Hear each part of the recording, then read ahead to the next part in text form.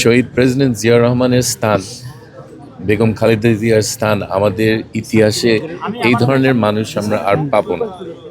So সেই স্থান কেউ এটা এটা ফিল করতে পারবে না। কিন্তু উনি নতুন একটা জায়গা নিজের জন্য তৈরি করবেন, আমি সেটা আশা করছি। এবং ওনাদের ট্রেডিশনে বাপমার লাইনে উনি আমাদেরকে নেতৃত্ব দিবেন। সো ওদের স্থানটা স্পেশাল, এটা ইতিহাসে এই স্থানটা আর কার নেওয়ার ক্ষমতা আছে বলে। ওনাদের একটা ঐতিহাসিক স্থান, যেটা কেউ মুছে ফেলতে পারবে না।